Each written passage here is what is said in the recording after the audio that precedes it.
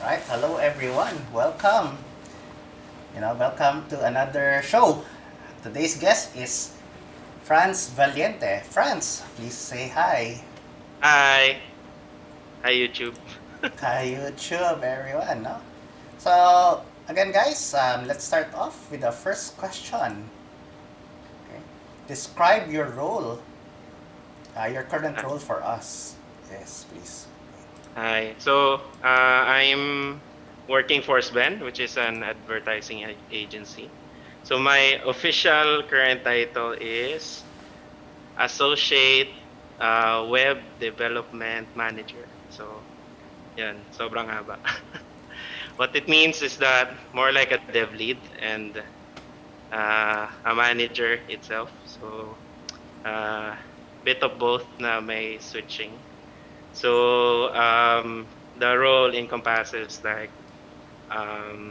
mentoring developers and then gathering kind of a project manager in a way na I have to talk to outside suppliers and then coordinate with them, work with project managers with timelines, and then make sure na the developers get what they need to do, what they have to do basically, and then um, make sure then we meet deadlines. So uh, All right. yun. So yun yung current role. Cool, cool, cool. No. Um, Tell us about your professional journey. What led you to this point? Actually, kind of a uh, small beginning. So back 2000 something, I encountered Friendster, and then start sa Friendster na introduce was CSS, Flash, rest in peace Flash, and then JavaScript. So from there, parang nag-spark yung interest ko with web development. And then there, I got my first job was actually sa Cebu with Rafi. And then, yun. And then after that, nag-transfer ako to Luzon. Sorry, Metro Manila. And then after ng few jobs sa Makati, I work with Rafi again sa Round two. Tonto's app team. And then now, there. So I started as a junior, like, and then first na-introduce ako as a kind of a manager. Um, the title was technical director. Wow. uh, sa app team. Doon yung parang first time ko na-experience with management in, like, apart from being just a web developer, for example. Parang code ka lang. So after nung part na yun, nag-start na ako being a manager basically. Yun, parang similar to my role. And then yun, nag-progress into what the role that I have right now. Great, great, great, great journey, no? I hope it's clear. Yeah, yeah, definitely clear now. Gives a Okay. story. Um, what makes you successful? Ito yung next question. Or how do you define success? How do I define? Grabe, ang lalim naman ng question. Yeah, Um, we want to pero, inspire the youth, diba? To be successful like you, to be a technical director. So, you know, what makes you successful? what is successful? Sa work, di ba? Or sa career, That's a career, yes. specific. Mm. Yeah, okay. Um, I think for me, being able to help people, whether it's managing, leadership, and siguro answering questions maybe on a daily basis. As long as I would have, I would give value to something basically. I would add value to something. It's always been when I add value to something, it makes me feel successful basically. So yun talaga. I mean, it encompasses a lot of things and a lot of, pero that's where yeah, that's when I feel na I'm successful basically. Great. Na yeah. Right, If I right. add value, Yeah. No? regardless. Speaking of value, ito na. Okay. Exactly, ito yung tanong, no? What Okay. value exactly do you bring to your company? Like, Ah, man. Okay. kung wala ka sa company na yan, ano yung, what's the risk, no? Right now, ang pinaka-value na nagi-give ko is that, which is coincidentally lines with my college education. So, BSIT major in software engineering. So, pero yung courses namin is kind of the business side of IT. Mhm. So, yun, my education really helped me become the bridge. Because sa company, it's always a technical company. Regardless how technical a company is, there are people na non-tech, basically. And then there are people na super tech. So, um, I always give value by bridging those two, basically. So, yung mga managers namin would ask na parang, is this possible? And then sometimes, most of the time I would short circuit it, meaning I would have the answer basically agad na parang, this is possible using this one. Um, most other times kailangan ko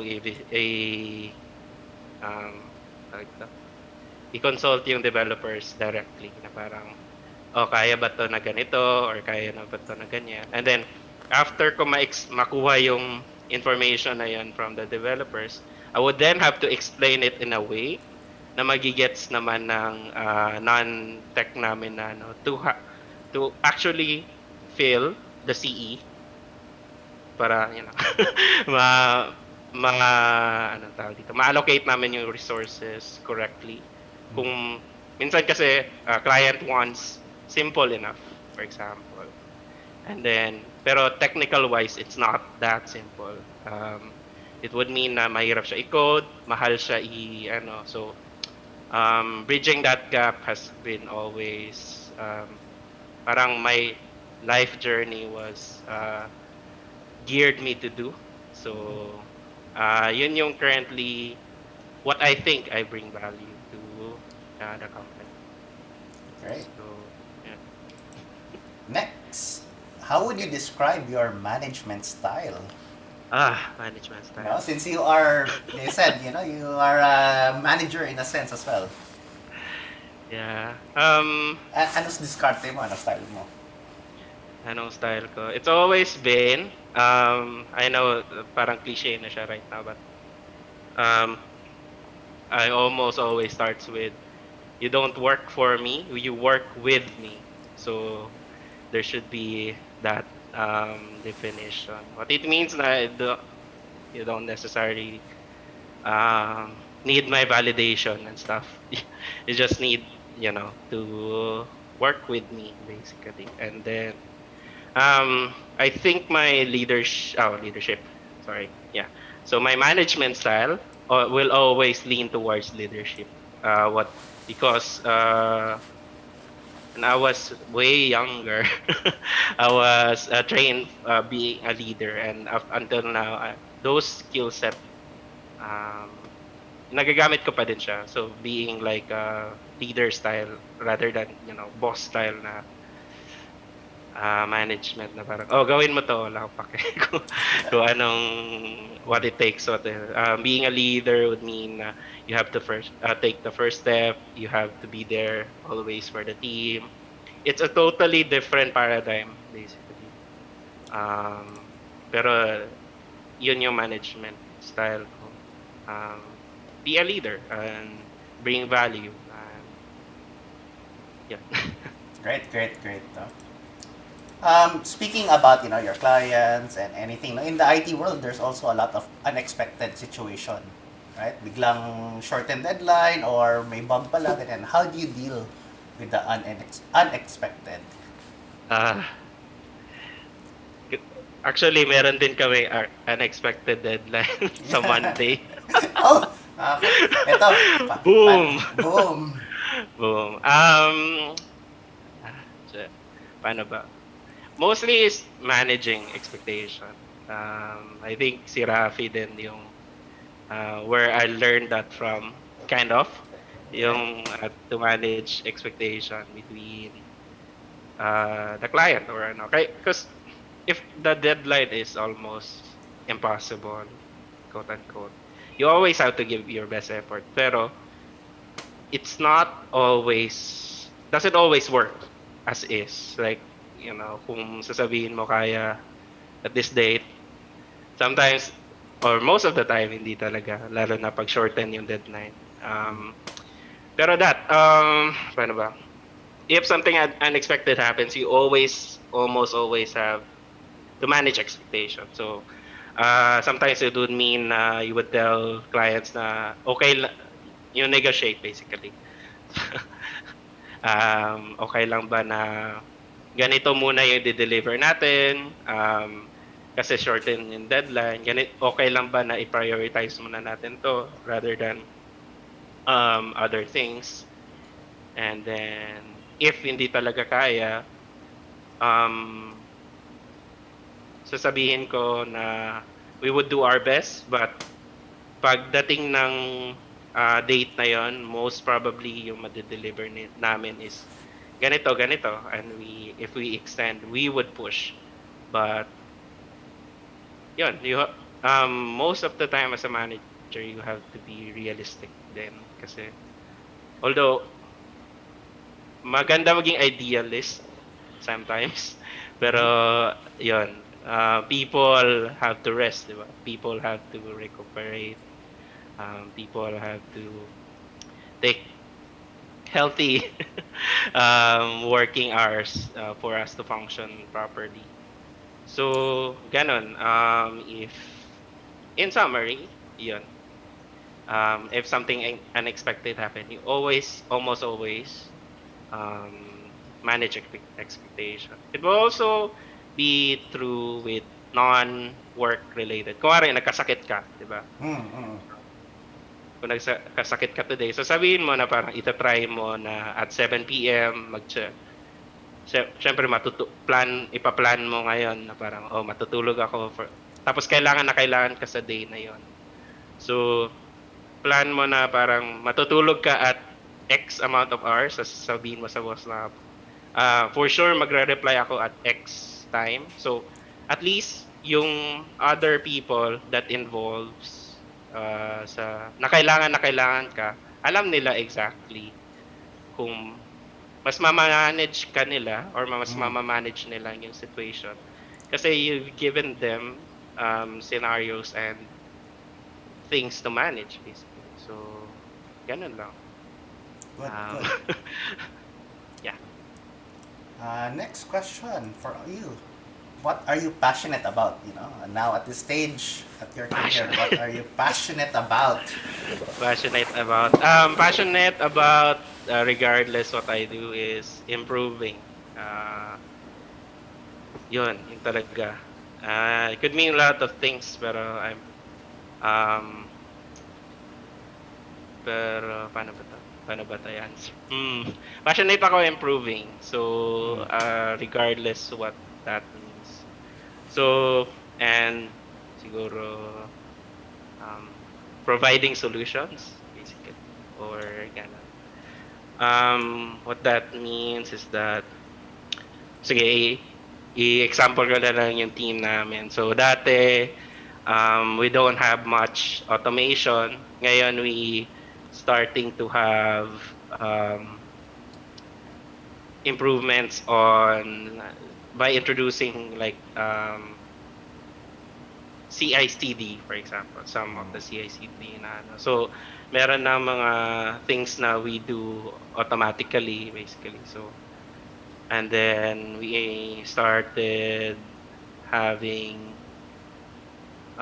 automated tests on our code just to check if merong bugs sa code. So, ganun. So, in technical sense, ganun. I'm passionate about sometimes new technology, and as long as the tool will help a lot will be a good impact to a lot of people sa ginagawa nila. Kung magiging madali yung pagtatrabaho nila, sobrang magiging happy ako doon. So, yun, up until now, naghahanap pa din ako ng pwede explore. I know CI/CD is like a lot of technologies built together to solve specific problems. Pero, yun, yun ako passionate about right now.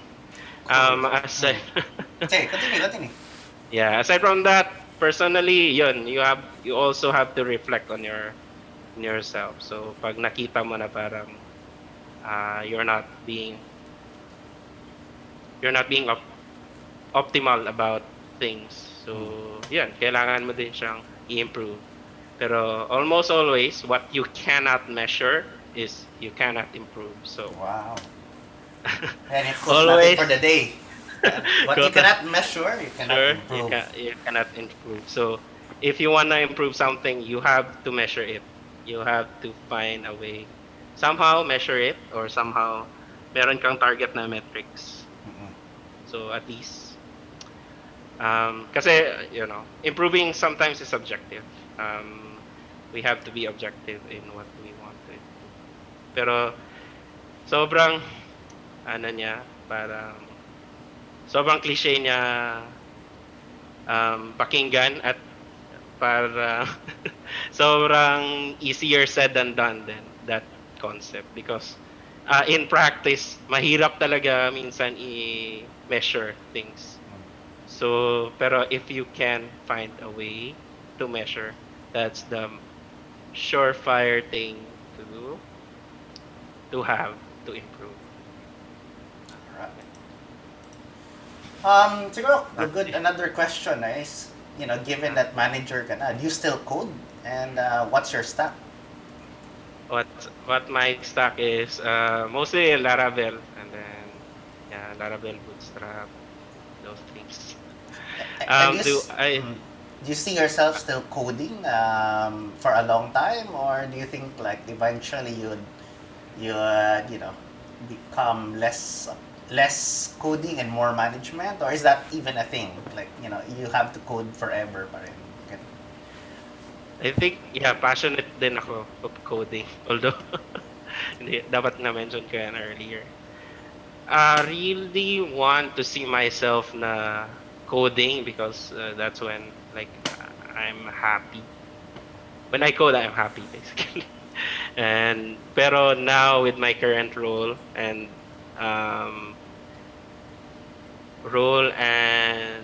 demands less and less na ako nakaka-code. So although gusto ko talaga mag-code, yung buong araw ko is filled with meetings and stuff. And then since yung mga developers ko din na under that I work with, mas sila na yung nagko-code every day. So better na din sila mag-code than me most of the time. So like I do code, but I would have to give the floor to everyone else for me then to be optimal as a team because narinig ko rin yan sa mga devs ko before. Sabi nila ang pangit daw ng code ko na pero I guess that's really sometimes the path, no? Because we're not there every day. Mas magaling na sila mag-code, no? It's amazing actually na parang grabe yung improvement niya in coding. Sometimes you compare yourself pero yun, wala ka na din masyadong time to code and improve. So ganun siya. Alright. How do you feel about remote working? Since very applicable sa current situation natin. How do I feel about remote working? As a parent, let's start. As a parent, wow. As a parent. Meron talagang paradigm shift yung working from home. So sa start talaga sabi ko sa wife ko, parang hindi ko kaya mag-work from home. That's before COVID kasi parang sabi niya, why don't I explore jobs na parang work from home. So, hindi ko kaya siguro. And then when COVID happened, and then we kind of forced to work from home. But parang there's a lot of struggle with being a parent. And then sa bahay ka nag-work kasi maraming distractions, maraming baby things to do, nag-meeting ka, may like, hello daddy, what are you doing? Mga ganun. So, what I felt, it's a journey basically. That's ano yung feeling ng work from home. Sa start, grabe yung struggle namin. Uh, Yun, with a 1-year-old. Kasi divided always yung attention. After that, parang ano, tawag dito. Naka-adjust naman. And then when we adjusted after a year, kasi parang sa start ng work from home kasi sinabi lang ng boss namin na parang, okay lang to kasi after 2 weeks, we're back to normal. That 2 weeks became 1 Season year 2. plus. Season 2. Season Okay. 2. It became like 2 years na siguro. And then, yun, nag-move din kami ng bahay. Lots of things happened. Um, Yun. Anyway, now what I feel about working from home, okay lang siya, pero I always long for social interaction, person to person, with my teammates. And I think, na-bring up din nila na parang na-miss na daw nila din. Of course, kasi sanay kami na sa office lang. I'm an introvert, so like I don't like social interaction much these days. Pero when we are forced to not do that, parang sometimes yan, gusto mo sila ma-meet. And I think it's easier to communicate then when you're at the office kasi parang madali lang. Kasi you have to schedule, are you available at this time, at this minutes. So ang dami din challenging working from home because nag-i-increase yung time na nagmi-meeting. Sometimes kasi sa office lang pwede lang kayo mag-usap na parang paano ba with work from home, kailangan mo mag-block ng 30 minutes just to focus on a topic, for example. So yun siya. Struggle but naka-survive naman, and hopefully we will be back to normal soon. Para although working from home is a good option, we have to have other options as well. So yeah, Cool. So, last question, no? dami na For sinabi. for our audience, especially siguro Audience. yung mga students and mga young professionals who's just starting out their IT career, no? Is certification a thing? Or how does it play in hiring, no?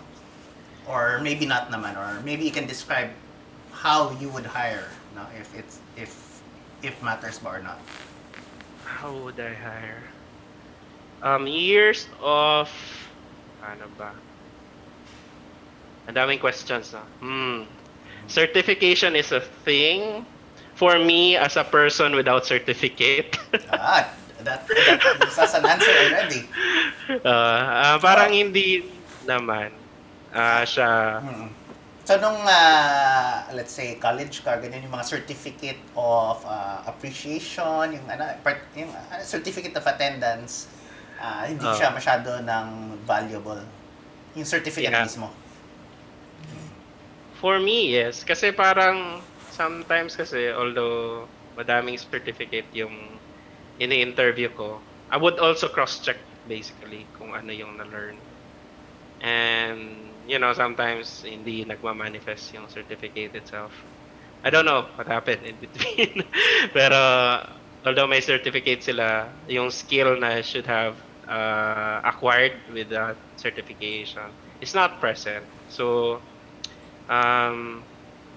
Sorry, Rafi, but Mm. hindi masyadong ano, it's a plus kasi hiring process as I observed it has many layers. So certificate almost always have an advantage on the first layer basically sa mga HR headhunters. Pero after that, when you go to a technical interview, it's a different arena basically because um, if you have a lot of certificates, mag-focus doon yung conversation. And hopefully you acquired what you have acquired, earning that certificate so that you can also wear it as piece of, I don't know, weapon armor. Ganun siya.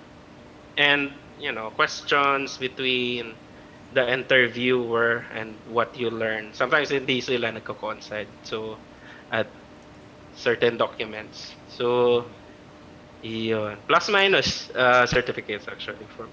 So Um, generally, ano yung top criteria to be hired by you? to be hired by me, I would be interested on what you ask, basically.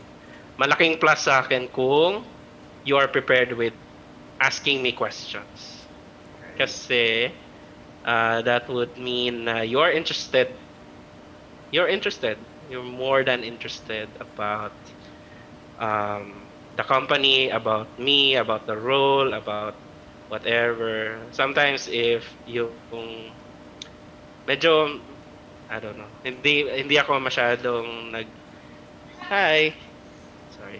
Hindi ako masyadong hindi ko masyadong nire-recommend yung my son. Hindi ko masyadong nire-recommend yung interviewee if hindi masyadong nagtanong ng question kasi yun.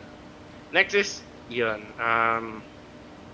Siguro attitude towards work. So I can also have a set of questions to determine that. Alright. I think hinahanap ka na ng family mo, no? And last question naman talaga yun. Siguro, before I let you go, any last words sa ating mga audience? Last words lang, short and sweet. Short and sweet. Paano ba? Sino ba yung audience natin? The youth, the young professional, the young IT. Young professionals. Okay. Young IT. Young IT. Paano ba? Kung may advice ka lang or what, Ang alam ko right now, mahirap talaga maghanap ng trabaho. So, sometimes hindi paano ba? The opportunity doesn't present to you as is. So, paano ba? From experience to. Kasi after ako na-hire sa Sven, ang dami-dami kong interview. And then, yun. Ang dami-dami kong in-applyan pero hindi ako na-accept for some reason. Okay. Yeah. So, yun yung reality of the situation, But it almost always doesn't mean na kung hindi ka na-hire, you lack the qualities of being, a good employee or a good, ano ba? Doesn't mean na it's not a metric, basically, of what you can contribute to a team or to a company. Especially with COVID na madaming na-delay off, madaming so the population of the people that's looking for a job is more competitive.